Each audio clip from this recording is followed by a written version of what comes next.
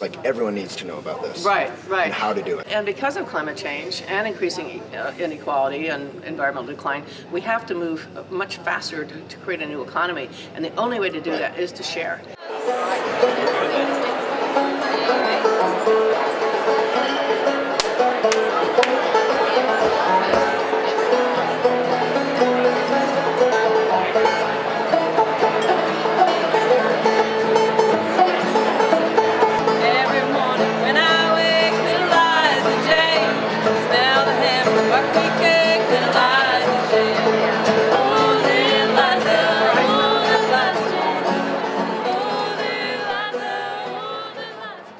So I'm here with Judy Wicks of White Dog Cafe and co-founder of Bali. What is, first of all, not the country, Bali. Right. What is Bali? Bali is the Business Alliance for Local Living Economies. And there's 50,000 members or something? Well, it's a network of about 50,000. It's not members, it's just associations or affiliations. Mostly independent local businesses. Our kind of thing. Yeah, community leaders and the local economy funders. Right. So there were a bunch of inspiring speakers this morning. I got super inspired by yours particularly, so I'm honored to have a moment. Yeah, I mean that. I mean, I do say that to all the sponsors. No. So just walk us through that little, maybe a mini version of what you told with the pig and the cow and the chicken, and then it was amazing. Right, okay. Well, your path. In about 1998, I found out about the confinement farming of pigs. And you were running the restaurant then? Yes, I started the White Dog Cafe in 1983. In Philly? In Philadelphia. Yeah. And we began by buying local organic fruits and vegetables. And I found out about the confinement. It's a slippery slope. Once you do that, you start learning and thinking. Right. So once I found out about the confinement farming of pigs, I realized with horror that the pork I was serving in the restaurant must come from that system. So for those of us who don't know, what is this confinement thing? Well, where the mother sows are kept in crates so small they can't even take a step forward or backward or turn around or lie down their entire lives. They're artificially inseminated, the babies are taken away prematurely, artificially inseminated again, as though they were pieces of machinery in a factory. Pigs like to sleep in big pig pows. They're very social creatures, they're very intelligent creatures. They say about the intelligence of a 3-year-old child. So, and they're mammals like our dogs and like us, and all of us mammals have the capacity for certain emotions from despair to joy. And here are these intelligent, sensitive creatures being kept in a cage their entire lives where they can't walk. If you imagine like a dog like that, or a child, or whatever. So I was horrified, and I finally just walked into the kitchen and said, just take all the pork off the menu. The bacon, the ham, the pork chops, that we can't be a part of this, barbaric system. And that's a bold move for a business owner. I mean, bacon's pretty popular. Exactly, and I was hoping that we would find a source for pasture pork fairly quickly, which we did. And so it was only really less than a week. Because we went to our supplier of our pastured chicken and eggs, and he had a neighbor farmer who raised pigs on pasture. Great. And eventually we were able to develop a number of sources for the pork. And then I found out about the plight of the cow, how cows are herbivores, and because our farm bill makes grain so cheap, farmers take the dairy cow off pasture and keep them in the barn hooked up to a milking machine all the time, or the beef cattle in stock yards. So this is a key point. You have so much knowledge.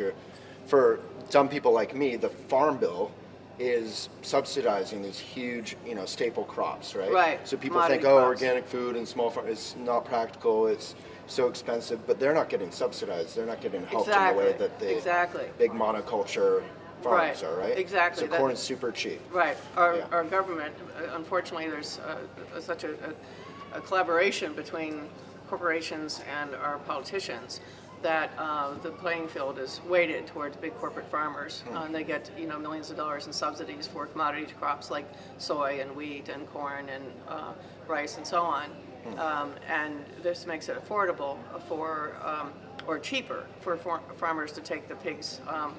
Or take the, we were talking about cows, take the cows off grass and feed them grain in stockyards and so on. So sorry, I interrupted. So the cow. Okay, so the cow. So we found sources for grass-fed beef, in our own community.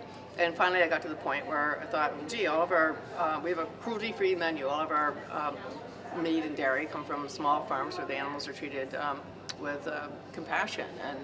And I have to interrupt again. So the grass-fed thing, why is that better and healthier? That's better because there's less fat in the meat. We've been brainwashed to think that marbly beef is the best, but that's just because the cow's been eating a lot of corn, which isn't in their normal diet. That makes them sick. It's bad for the cow. It's bad for humans to eat this fat. And what is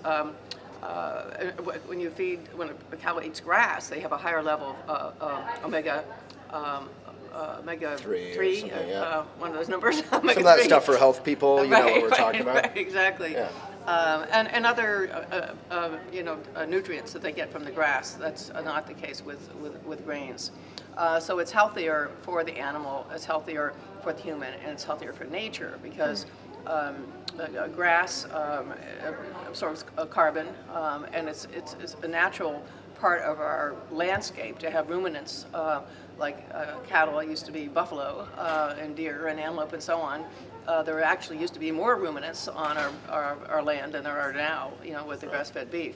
So a lot of people think that that all beef is a problem with climate change, but that's not true. It's only the factory farming, of beef. Joel Salatin last night was saying if everyone did what he did on his farm in terms of sequestering carbon through use of rotating the livestock and all that, that would be enough to overcome all of our carbon emissions since the dawn of the industrial age. That would be incredible. Yeah. And unfortunately, there's a lot of misinformation about this that a lot of environmentalists think that we should not have any beef, that all beef is a problem, when really grass-fed beef is part of the solution.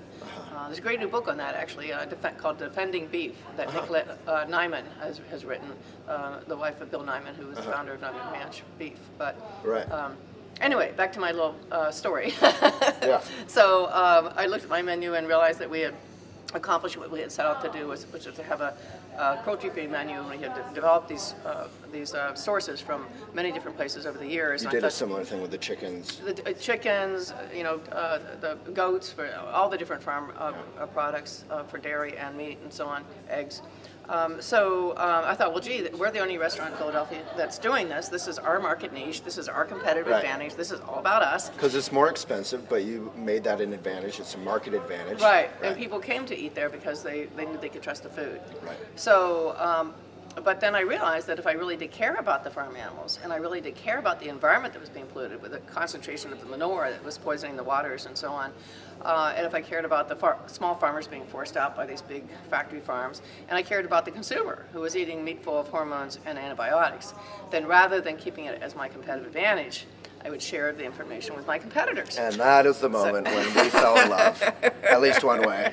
No, that's so inspiring. I mean, I even think about that, like I'm very competitive. Right. And to be able to drop that and say, well, if I really care about this, like everyone needs to know about this. Right. And how to do it. And because of climate change and increasing inequality and environmental decline, we have to move much faster to create a new economy. And the only way to do that is to share.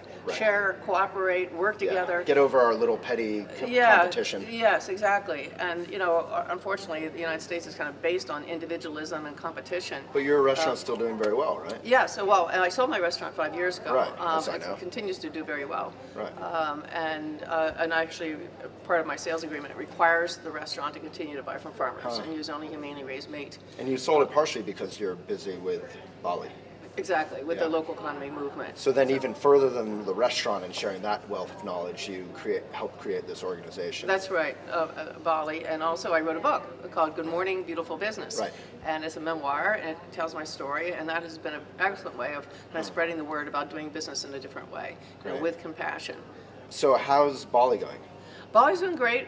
We were founded in 2001, so we're, 13 years old now, going on 14. And our website is bealocalist.org, be a localist. Okay. Bealocalist.org to find out more about the conference. And we do three things. We identify and connect the leaders of this movement so that they can share their experiences. And that's one of the problems in the local economy movement is that you're kind of isolated into your local economies, So this way we bring the leaders together and enrich their own experience by sharing the ideas amongst them all. And you do that in person or also through the webinars? Mostly, I think they get together at least 3 times a year in person. And then there's also, Skype calls and all this kind of stuff. And then the other way we work is to share the solutions. So we have an annual conference where successful models are presented, or nonprofit models for that matter, that have succeeded in some aspects of building a local economy. And then the third thing is that we drive investment from the stock market into local economies.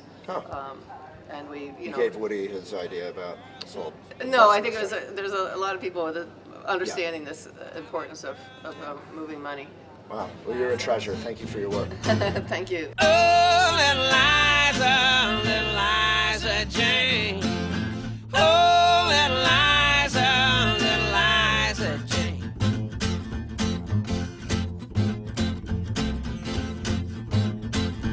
Yeah. You got my number, you got my... People don't often realize how much I suffered bringing you these videos. Behind the scenes, it takes a lot to keep me in shape. I'm in the Muhammad Ali Center right now. Training for videos is constant. And as Muhammad Ali said, you only count the push-ups once they start hurting.